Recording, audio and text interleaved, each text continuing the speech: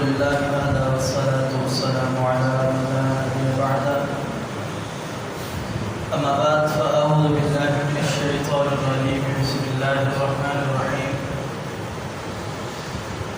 جعل الله الكعبة البيت الحرام قياما للناس والشهر الحرام والهدي والقلائد ذلك لتعلموا أن الله يعلم ما في السماوات وما في الأرض وأن الله بكل شيء عليم.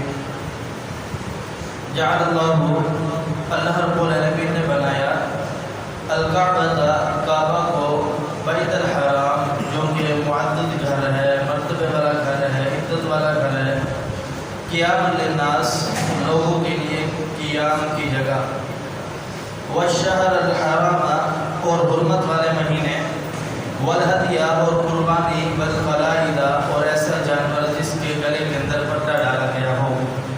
ذالکہ یہ اس وجہ سے ہے لتعلموا تاکہ تم جان لو ان اللہ یقیناً بے شک اللہ رب العالمین یعلم جانتا ہے ما فی السماوات جو کچھ آسمان میں ہے، وما فی الارض اور جو کچھ زمین میں ہے، وان اللہ اور اللہ رب العالمین بے شک یقیناً بکل شیء علیم ہر چیز کو خوب اچھی طریقے جاننے والا ہے.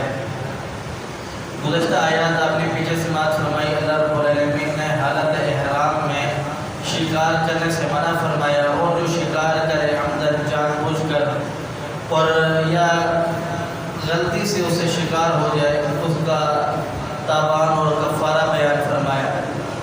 اب اس آیات میں اللہ رب العالمین بیان فرما رہے ہیں کہ اللہ رب العالمین نے انسانوں کے لیے بے شمار ایسی نعمتیں رکھی ہیں کہ جو اللہ رب العالمین ہی جانتا ہے کہ اللہ رب العالمین کا یہ نظام ہے. جیسے کہ اللہ تعالیٰ فرماتا ہے اللہ رب العالمین نے بنایا کعبہ کو جو معزز گھر ہے، مرتبے والا گھر ہے، لوگوں کے لیے قیام کی جگہ. اس کے دو معنی رکھا ہے، ایک عبادت، دوسرا یہ ہے کہ لوگوں کی زندگی. اب اس کے لیے لوگوں کی زندگی کیسے ہے؟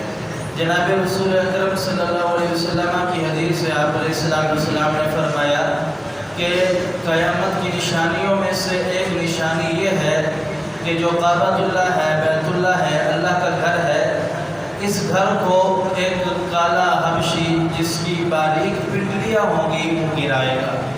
اور جب بیت اللہ کو گرا دیا جائے گا تو قیامت کی نشانیوں میں سے ایک نشانی ہے، تو اس گھر کو گرانے کے کچھ عرصے بعد قیامت قائم ہو جائے. تو یہ بیت اللہ جو ہے یہ لوگوں کے لیے زندگی کا سبب ہے. اور فرمایا کہ دوسرا اس کا یہ مقصد ہے کہ اس بیت اللہ کے اندر اگر کوئی زمانہ جاہلیت کے اندر بھی، زمانہ جاہلیت ایسے لوگ تھے کوئی شریعت کو نہیں مانتے تھے، کسی اللہ رب العالمین کے حکم کو نہیں مانتے تھے، جو جی چاہتا تھا وہی کرتے تھے. لیکن اس زمانے کے اندر بھی اگر کوئی اپنے باپ کے قاتل کو یا باپ اپنے بیٹے کے قاتل کو حدود حرم میں دیکھ لیتا تو اسے قتل نہیں کرتا تھا. کیوں؟ اللہ رب العالمین ناراض ہو جائے گا. یہ کبیرہ گناہوں میں سے، یعنی حدود حرم کو اس کی پاسداری، اس کی عزت اور مقام شروع دن سے ہے جب سے یہ بنا ہے. تو اللہ رب العالمین بیان یہ فرما رہا ہے کہ جس طرح اللہ نے اس حدود حرم کے اندر پچھلے آیات میں آپ نے سماعت فرمایا کہ وحشی جانوروں اور پرندوں کے لیے تمہیں امن قرار دیا، اسی طرح سے رب تعالیٰ اسی حدود حرم کے اندر انسانوں کے لیے بھی سب امن قرار دیا. اور فرمایا کہ یہ سعادتوں کے حصول کا ایک بہترین ذریعہ ہے.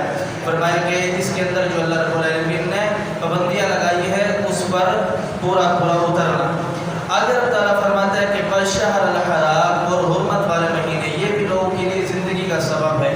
اچھا یہ کیسے؟ اس کے اندر یہ ہے کہ حرمت والے مہینے جو ہے ٹوٹل 4 ہیں. رجب ہے ایک، دوسرا ذوالقعدہ، ذوالحج اور محرم، یہ 4 مہینے ہیں.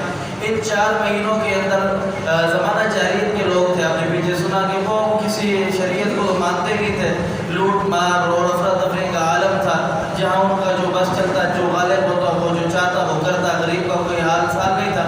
تو ان 4 مہینوں کے اندر جو یہ حرمت والے مہینے ہیں لوگ اس کے اندر تجارت بھی کیا کرتے تھے اور سفر حج بھی کیا کرتے تھے، اور کہیں آنا جانا ہو تو اس مہینوں کے اندر سفر بھی کیا کرتے تھے. ان 4 مہینوں کی حرمت کی خاطر کوئی بھی ہو ان 4 مہینوں میں کسی کو نہیں چھیڑتا تھا کہ یہ حرمت والے ہیں مہینے ہیں. اگر ہم اس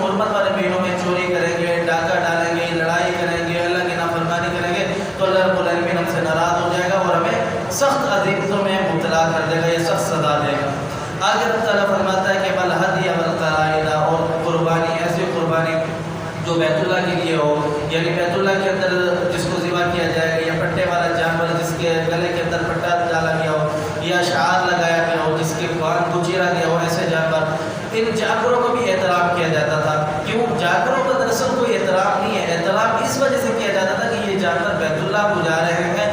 دراصل احترام جو تھا وہ بیت اللہ کا ہوتا تھا، اور جو ان کو لے کر کے جا رہے ہیں وہ بیت اللہ کے اندر جا رہے ہیں، اس وجہ سے ان لوگوں کو بھی چھوڑ دیا جاتا تھا اور ان جانوروں کو بھی چھوڑ دیا جاتا تھا۔ تو آگے رب تعالیٰ بیان فرماتے ہیں ذالک لتعلموا، یہ اس وجہ سے ہے تاکہ تم جان لو ان اللہ یعلم ما فی السماوات و ما فی الارض، جو کچھ آسمان اور زمین میں ہے اللہ رب العالمین اسے خوب جاننے والا ہے۔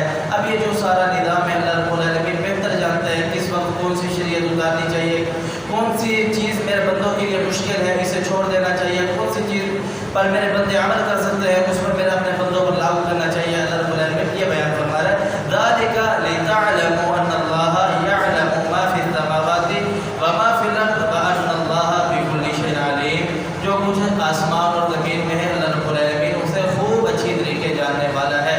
اللہ سمجھنے عمل کی توفیق